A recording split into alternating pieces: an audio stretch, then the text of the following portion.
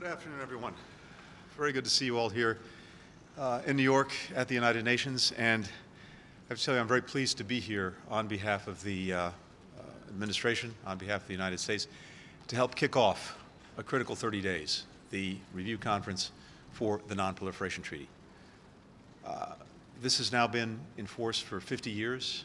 It's made a powerful difference to the world in making the world a safer place, making it less dangerous, making sure that countries with nuclear weapons, including the United States, pursue disarmament, making sure that countries that don't have nuclear weapons do not acquire them by upholding and strengthening non-proliferation, and making sure that countries can engage in the peaceful use of nuclear energy, something that is even more vital as we deal with the challenges posed by climate change.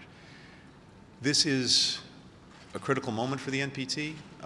It's a challenging one, too, because different parts of this regime are under challenge. And, of course, we see that particularly in the area of non-proliferation, when we have challenges being posed by Iran, by North Korea, and now in different ways by Russia.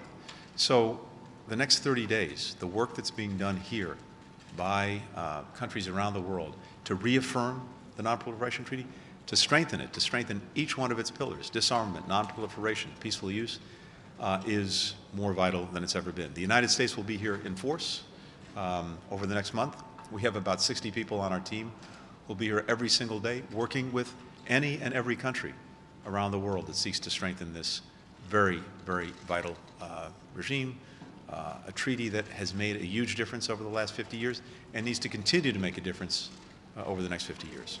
Thank you. Pam, go ahead. Thank you so much, Ned, and thank you, Mr. Nice to see you. Secretary. It's Pamela Fong from CBS Yes, News. see you. We heard some pretty dire forecasts this morning from the Secretary General about nuclear annihilation. How worried are you about Russia-occupied nuclear plants in Ukraine, like Zaporizhzhia, that doesn't have supervision, or Chernobyl? And what is your worst fear about, say, Speaker Pelosi's trip to China? Well, first on Russia and Ukraine. Step back for just 1 second. Recall that when the Soviet Union dissolved, nuclear weapons were left on the territory of 3 new countries, Kazakhstan, Belarus, and Ukraine. Ukraine had the confidence to give up the weapons that it inherited when the Soviet Union dissolved because of commitments that Russia made to respect and protect its sovereignty, its independence, its territorial integrity. The fact that Russia has now done exactly the opposite, that it's attacked Ukraine unprovoked in an effort to erase that sovereignty and independence, that sends a terrible message to countries around the world that are making decisions about whether or not to pursue nuclear weapons. So just stepping back, it's usually important to recognize that. Second, and more practically speaking in the immediate, we're deeply concerned about the fact that Russia has taken over nuclear facilities in Ukraine, particularly in Zaporizhzhia, one of the largest nuclear facilities in Europe. There are credible reports, including in the media today, that Russia is using this plant as the equivalent of a human shield, but a nuclear shield, in the sense that it's firing on Ukrainians from around the plant. And of course, the Ukrainians cannot and will not fire back lest there be a terrible accident involving a nuclear plant. So this is the height of irresponsibility. It's vitally important that the IAEA get access to understand what's happening in these facilities and to make sure that they continue to be used in ways that uphold all of the necessary commitments on safety and security of the plants. With regard to Taiwan, first, the Speaker will make her own decisions about whether or not to visit Taiwan.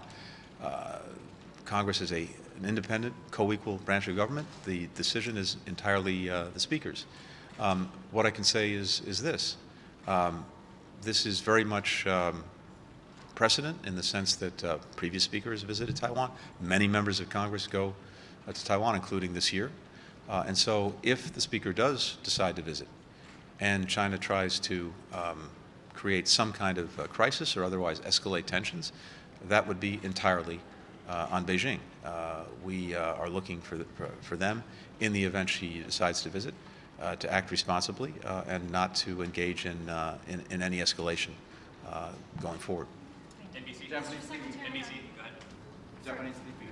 Secretary Blinken, on the topic of grain, we know that a ship was able to leave Yes. the port of Odessa today carrying 26,000 ports of grain across the sea.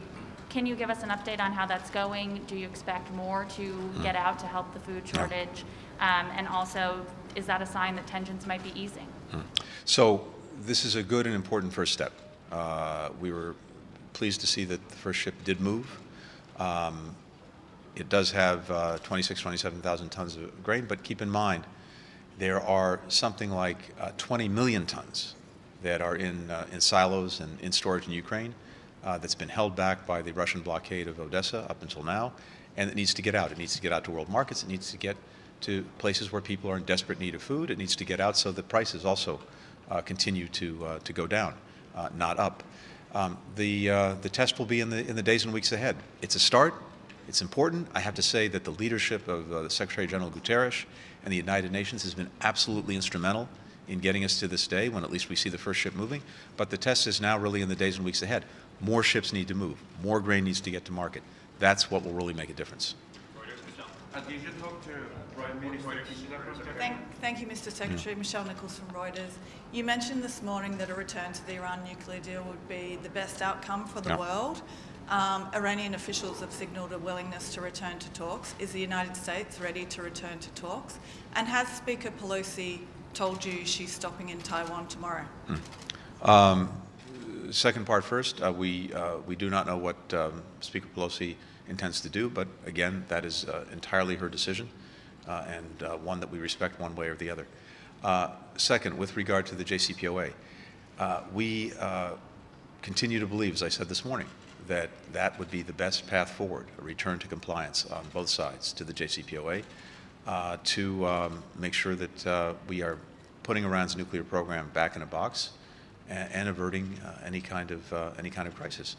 The EU has put forward a best proposal based on many, many months of discussions, negotiations, conversations. It's very consistent with something that they put forward in March that we agreed to that we would pursue in March. But it remains to be seen whether Iran is willing and able to move forward. So we remain prepared to move forward on the basis of what's all been agreed. It is still unclear whether Iran is prepared to do that. We'll take a final question right here. Yes. Sir. Did you talk to Prime Minister Kishida about Nancy Pelosi's visit to Taiwan, and did you share any concern about it? I did not speak to the Prime Minister about that. I did have the opportunity to speak to him briefly this morning, simply to say how powerful it is that he's here on day one of the Non-Proliferation Review conference. It sends a very strong message around the world. Japan's commitment to disarmament, to non-proliferation, to the peaceful use of nuclear energy is both as a matter of history and as a matter of Japan's leadership role in the world vitally important. And I think the Prime Minister sent a very strong message by being here today on day one of the conference, and I just thanked him very much for doing that. Thank you. Thank you.